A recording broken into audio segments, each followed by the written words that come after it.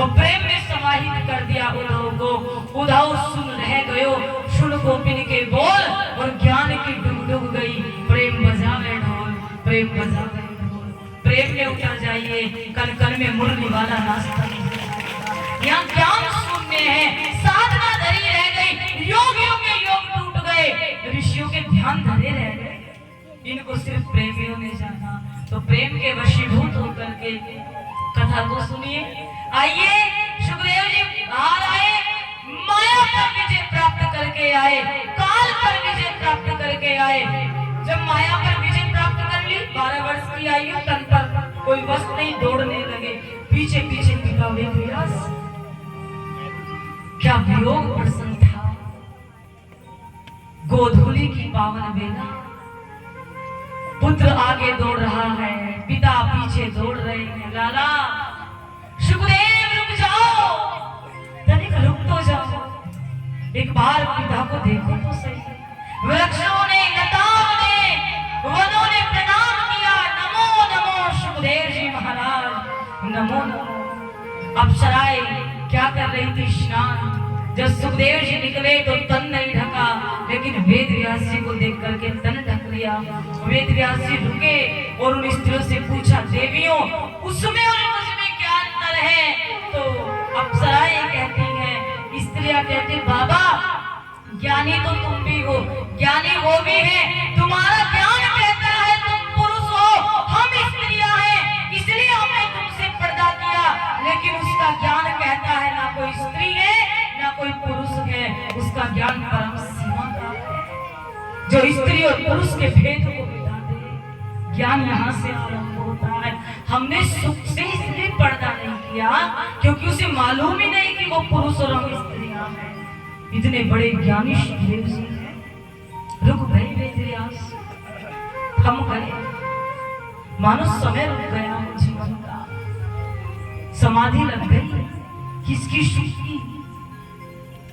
शिष्यों ने कहा, महाराज लंबी समाधि में चले गए आपके पुत्र, कैसे जागृत करें? पुत्र की समाधि तोड़ने वाला कौन है? इतना वियोग पिता के नयनों में। एक ही आस थी, कब मिलन हो, कब मिलन हो उस संत से। आज मिलन की घड़ी आई। भागवत वर्णन करती है, सुखदेव जैसा परमहंस वियोगित होकर के जड़ तत्व में समा रहा है। वेदव्यास ने शिष्यों को आज्ञा दी, जाओ वेदों के मंत्र कान में डाल दो। समाधि टूटी नहीं। श्रीमद् भागवत कथा का 10वें स्कंद का ये वाला श्लोक वेदव्यास जी ने दिया कि मेरे पुत्र की समाधि टूटनी चाहिए। कौन सा श्लोक था?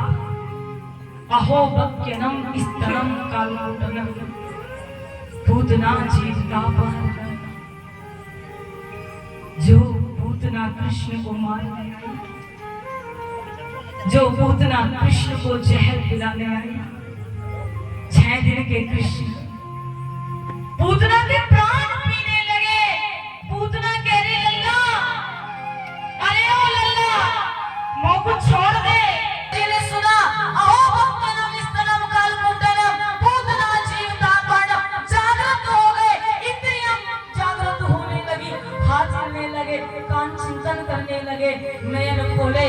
एक ही आवाज थी, कौन है कृष्ण, कौन है कृष्ण, कौन है कृष्ण। शिष्यों ने हाथ पकड़ा और वेदव्यास जी की कुटिया के समक्ष ले जाकर के खड़ा कर दिया। आज द्वार पर कौन खड़ा है? पुत्र। खड़े हो गए वेदव्यास। 2 संतों का मिलन हो रहा है।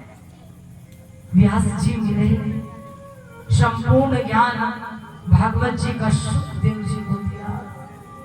3 गुरु हैं सुखदेव जी के। पहली गुरु श्री राधा जी गोलोक में, दूसरे गुरु भगवान शिव अमरनाथ में, और तीसरे गुरु इनके पिता वेदव्यास। सार्थक बना गए जीवन। परमहंस, परम सुख, जिनकी झूठन प्रसादी भागवत का फल हम ग्रहण कर रहे हैं। कथा का अमृत धीरे धीरे ज्ञान तत्व में प्रवेश हो रहा है। ज्ञान तत्व चलेगा, योग तत्व चलेगा, वैराग्य तत्व चलेगा, चलेगा। और जब भागवत जी का 10वां स्कंद आरंभ होगा तो उसके बाद प्रेम तत्व यहाँ पर चलेगा। सुन लो 2 दिन और ज्ञान की कथा, वैराग्य की कथा, भक्ति की कथा, उसके बाद तो आपको चोर की कथा ही आती है, क्योंकि प्रेम तत्व में चोर समाहित हो जाता है। तो आइए, कल कथा का 4th दिवस है और बड़े धूमधाम से कल यहाँ पर वामन अवतार का उत्सव मनाएंगे। परसों नंदोत्सव होगा, कृष्ण जन्म, और बड़ा सुंदर महीना श्रावण, महापर्व, रक्षाबंधन, ऐसे उत्सव जीवन में भागवत में बड़े पुण्य से प्राप्त होते हैं।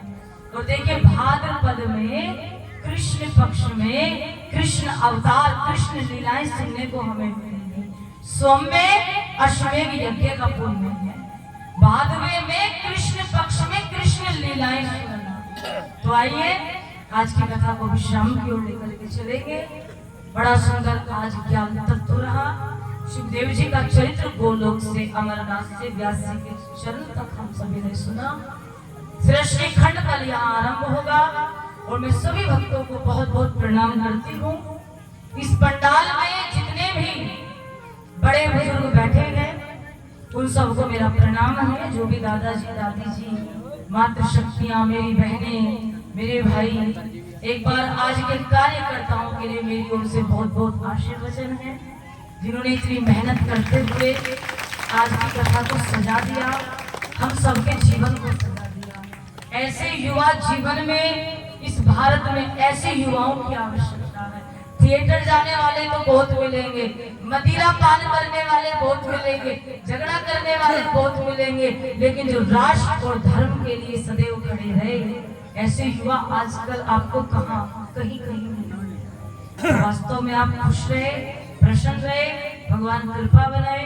तो आइए, आज के जो यजमान हैं वो सभी आरती के लिए आगे आएंगे। घरों में जो भी भक्त कथा सुन रहे हैं, धीरे धीरे घर से निकलने का प्रयास कीजिए। जो आ नहीं सकते वो घर बैठ कर के कथा सुने। बड़े बुजुर्गों को प्रसाद जरूर लेकर के जाए और इस गांव में जितने भी बड़े बुजुर्ग घर में बैठ करके कथा का पान कर रहे हैं, मेरी व्यासपीठ उनको प्रणाम करती है। पुणे पुणे महाराज शिव जी का और साथ में आए हुए सभी भक्तों का मेरी ओर से